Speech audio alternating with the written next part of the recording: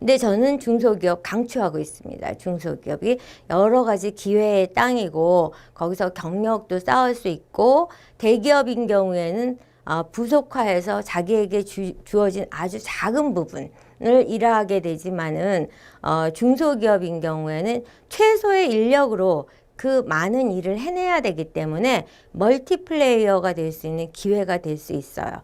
그러다 보니까 중소기업은 뭘 우려하냐면은 똑똑한 사람이 들어오면은 얘가 끝까지 우리 회사에 있을까? 우리 회사의 핵심 정보와 핵심 기술만 갖고 딴 데 가는 건 아닐까? 이거에 대한 두려움을 많이 갖고 있습니다. 왜냐하면 그 사이에 그런 많은 실패적 체험을 했기 때문에 그 부분을 가장 경계하고 있는 사안이기 때문에 여러분들이 자기소개서나 이력서를 쓸 때 굉장히 충성스럽고 의리를 지키고 신뢰할 만한 사람이라는 걸 강조하는 것이 굉장히 중요합니다. 그래서 여기서 제가 이제 예를 하나 들겠습니다. 이제 후반부에 제가 이제 마이닝 하는 걸 알려드리긴 할 텐데, 한 학생이 이력서를 내고 자기소개서를 쓰면서 저에게 메일이 왔어요. 제가 A라는 회사를 도전을 하는데 어떻게 면접을 준비하면 되겠습니까? 그래서 제가 그 회사를 쭉 서치를 해봤어요.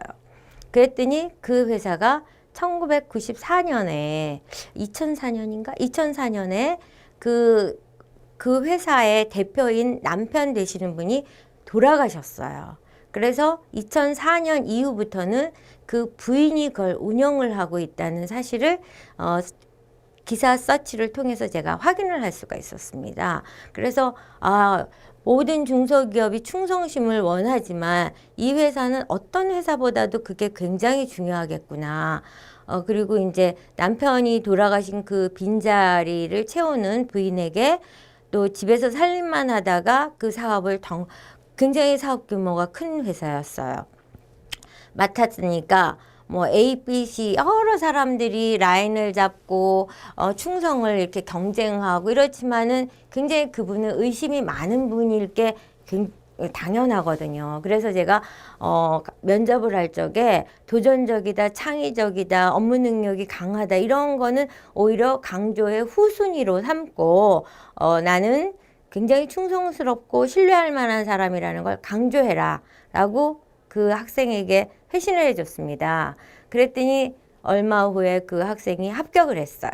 합격을 한 후에 교수님께서 알려주신 그런 식으로 어떤 질문을 하든 충성심을 강조를 했더니 합격을 한 것 같습니다. 그리고 저는 그 동일한 기사를 서치를 하면서 그냥 대표가 바뀌었구나 이 정도로 생각했는데 교수님께서 그러한 거에 어떤 포인트를 잡아서 설명을 해주신 게 자기한테는 굉장히 도움이 많이 됐다고 감사 메일을 보내왔습니다.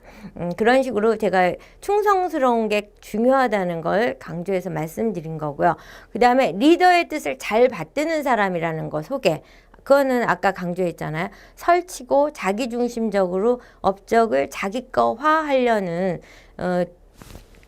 일에 대한 욕심이 지나치게 많은 사람이라는 거를 신입사원인 사람이 너무 강조하면은 오히려 불리하다는 겁니다. 오히려 자기는 여러 가지 노력한 결과를 윗분에게 그 공을 돌리는 겸손함과 리더를 잘 받드는 사람이라는 거를 여러분들 뭐 충분히 학교 생활에서 서클 활동도 했죠. 뭐 여러 가지 봉사 활동하면서 그런 거를 경험할 기회가 있었으니까 그 사례를 중심으로 해서 설명을 하면 된다고 봅니다. 여기서 믿을 만한 사람이 되는 거, 주인의식을 갖고 능동적으로 일하는 거, 이런 것들을 강조하는 것이 여러분들이 다른 점수를, 물론 스펙도 화려하고 이런 경쟁력도 화려하면 뭐 그걸 소위 말하여 금상첨화라고 그러겠죠. 그렇지만 만약에 여러분들이 지금 4학년이다 또는 올해 졸업을 했다 이랬을 때는 스펙을 채울 만한 시간이 많지 않습니다. 그랬을 때는 스펙을 채우려는 노력보다는 자기소개서를 손질하는데 더 많은 노력을 하면 여러분은 더 합격에 가까워지게 될 수 있다는 것을 강조하는 겁니다. 그 다음에 그래서 제가 이제 강의의 방향을 어떻게 할 예정이냐면, 여러분들이 앞서서 말씀드린 대로 이렇게 경쟁력 있는 사람을 만들어야 된다.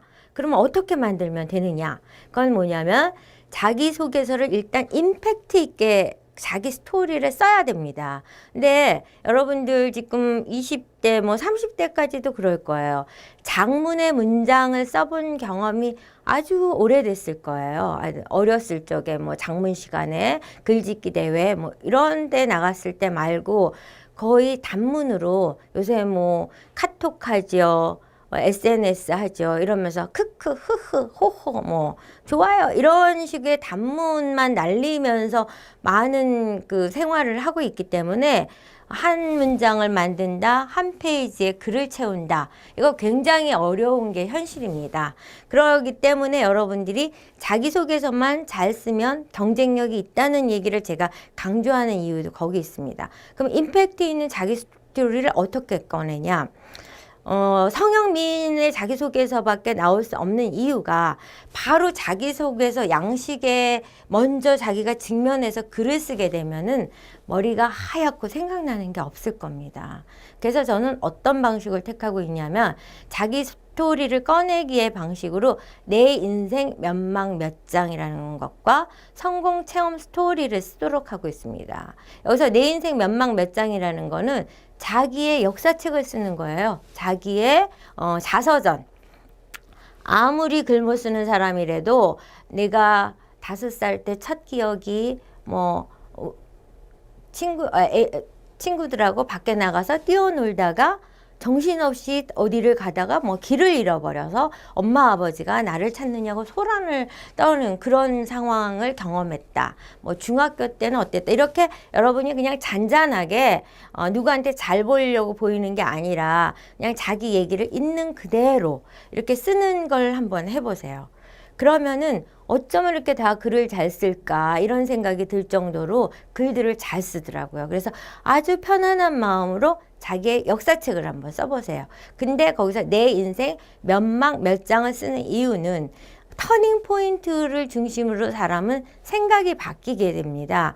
그래서 제가 그 터닝 포인트를 많은 학생들의 내 인생 몇막 몇 장을 보니까 터닝 포인트가 어떤 거냐면 초등학교에서 중학교를 간다든가 중학교에서 고등학교를 간다든가 하는 식으로 진학을 하는 경우가 또 하나의 터닝 포인트고, 또 터닝 포인트는 뭐예요? 이사를 갔다.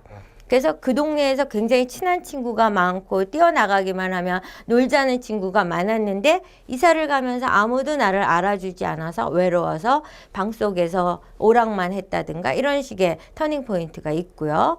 또는 가슴 아픈 일이 있지만은 부모님이 굉장히 소득도 많고 생활이 불편이 없다가 뭐 IMF를 겪어서 실직을 해갖고서는 부모님의 다툼이 많아지고 더 나아가서는 이혼까지 한다든가, 또는 그래서 자기를 부모님이 못 키우고 뭐 할머니 할아버지한테 맡겼다든가 이런 식으로 그 인생의 터닝 포인트들이 있더라고요. 그래서 그런 것들을 몇막 몇 장으로 나누면서 자기 글을 쓰게 되면은 아주 편안하게 나한테도 이런 문장력이 있었구나 라는 걸 갖고 쓰게 됩니다. 그래서 제가 내 인생 몇막 몇 장을 쓰라고 하는 걸 뭐라고 표현을 하냐면은요, 여러분이 수영을 하러 갔을 적에 바로 물로 뛰어들어가면 심장마비 걸리고 수영을 제대로 잘 못합니다. 그렇지만 워밍업을 하면은 수영을 잘할 수 있잖아요. 마찬가지로 여러분들이 바로 자기소개서를 쓰기보다는 워밍업을 한다는 차원에서 내 인생 몇막 몇 장을 한번 편안하게, 그러면 제가 이 과제를 내주면은 많은 학생들이 저한테 질문해요. 몇 페이지까지 써야 되나요? 뭐 양식은 어떻게 돼야 되나요? 이렇게 질문합니다. 그래서 마음대로 하세요. 쓰고 싶은 만큼 쓰고 뭐 양식도 자기 마음대로 써서 이렇게 그만큼 이 글을 쓰는 동안은 아주 자유로운 영혼이 돼서 써보세요. 제가 좀 이따가 이제 서치를 하면서 사례를 한번 보여드릴 겁니다. 그 다음에 이제 성공 체험을 쓰라는 걸 제가 요청을 합니다. 성공 체험을 하라는 요청을 하는 거는 여러분들 지금 취업 성공하기 위해서 지금 인터넷 강의까지 이렇게 신청해서 듣는 여러분 굉장히 조급하고 마음이 초조하고 과연 나는 취업 성공을 할까? 이렇게 위축되어 있는 마음을 갖고 있는 지금 수강생들이 많을 겁니다. 그래서 나도 과연 성공했을 때가 있었을까? 나도 한번 뽀대나게 살았던 순간이 있었을까? 이걸 잊어버리고 살아요. 왜냐하면 자기가 뭐가 자꾸 잘 안 되면 그런 걸 잊어버리고 자기가 왜소하고 초라하다는 생각을 하게 돼요. 그래서 제가 성공체험을 쓰도록 하는 거예요. 그래서 성공체험을 쓴 후에 학생들이 저에게 회신을 보내요.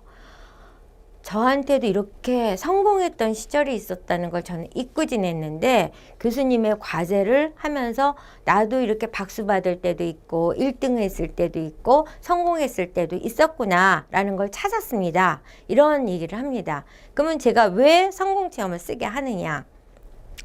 여러분들이 많은 경험을 하게 돼요. 경험을 하는 것 중에서는 그 경험의 결과로 어떤 결실을 얻는 것도 있지만 뭐 학원 열심히 다녔는데 성적 별로 안 나온 것도 있고 학원을 다니다 중간에 포기하는 것도 있고 또 조립 장난감을 사다가 했다 망가뜨린 것도 있고 여러 가지 실패의 경험들이 여러분들 내면 안에 잠재의식 속에 있습니다.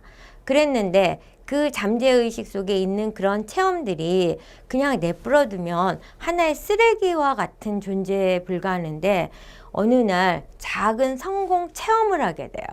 그 작은 성공 체험을 하게 되면은 그 쓰레기 같은 잠재되어 있던 그 경험들이 굉장히 소중한 경험으로 바뀌어서 새로운 일을 하는데 그 경험을 했기 때문에 할 수 있는 사람으로 변신을 하게 돼요. 그래서 여러분들이 아직 젊어서 그런 분들을 가까이서 뵀는지 안 뵀는지는 모르겠는데 이런 경우를 경험하게 될 겁니다. 뭐냐면 주변에 별로 별 볼 일 없는 사람이었어. 그래서 무시해도 되는 존재였는데 어느 날 뭘 하나 잘한 거예요. 잘해서 인정받고 박수를 받는데 그 이후로 그 사람이 갑자기 똑똑한 사람이 돼서 모든 일을 잘하는 사람이 되는 거야. 그래서 저 사람이 그런 사람 맞아? 이런 식의 이제 생각을 하게 되는 경우인데 그게 바로 뭐냐면 작은 성공 체험을 했기 때문에 가능한 거예요. 그래서 제가 작은 성공 체험의 사례로 저희 아들 이야기를 많이 하고 있습니다. 제가 이 강의를 하게 된 배경에도 또 저희 아들이 고등학교 3학년까지 공부를 열심히 잘 하지 않는 학생이었어요. 그래서 간신히 인서울은 갔지만 이렇게 이름 되면 아는 그런 좋은 학교는 아니었습니다. 이제 그런 학교를 들어갔는데 우리 아들이 군대를 갔다 와서 갑자기 너무나 성실하고 너무나 열심히 사는 애로 바뀌었어요. 그래서 제가 그 무렵에 작은 성공 체험이라는 강의를 하고 그러던 때라서 저희 아들한테 질문했어요. 너 군대 가서 무슨 일 있었니? 뭐 작은 성공 체험이라도 했니? 그리고 저는 그냥 물어본 거예요. 근데 우리 아들이 엄마 나 작은 성공 체험 했어 이러는 거예요. 그래서 무슨 성공 체험을 했니? 이랬더니 저희 아들이 해양 경찰을 갔었거든요. 그랬는데 해양 경찰에서는 그러니까 근무 시간 이후에 헬스 클럽에 가서 헬스를 하는 거 아마 헬스장이 그 부대 안에 있었나 봐요. 그거에 이제 대부분의 사람들이 시간이 남으면 다 그걸 가서 한대요. 우리 아들이 군대 가기 전까지는 헬스클럽 근처도 안 갔던 애인데 그 헬스를 하면서 이제 그 몸 만들기를 하고 싶은 욕심이 생겼나 봐요. 열심히 하는데 중간에 막 하기 싫더래요. 그래도 참고 한번 해봤대요. 했더니 갑자기 몸이 불룩불룩 하면서 이렇게 몸매 태가 탁 나는 그 체격이 된 거예요. 그래서 우리 아들이 거기서 그걸 깨달은 거예요. 아, 하기 싫은 그 순간을 참고 하면 이렇게 결과를 만드는구나. 이런 자신감을 가지면서 학교에 복학한 이후에 실증 나고 하기 싫을 때도 아니야, 조금만 더 하면 결과가 나올 거야. 나는 그걸 체험했어. 이런 생각을 갖고 열심히 한 거죠. 그래서 애가 지금은 뭐 자랑스러운 아들로 바뀌었습니다. 그래서 제가 성공체험이라는 걸 여러분들이 지금 이 순간서부터 성공체험을 하기 위해서 뭐 헬스를 다닌다. 저는 그래서 제가 강의를 할 때 폭주기족이다. 그러면 너는 폭주적으로라도 하여튼 끝까지 한번 거기서 뭔가 성취감을 느껴봐라. 맨날 그 게임 중독자다. 그러면 그 게임을 통해서 한번 성취감을 느껴봐라. 이런 식의 얘기예요.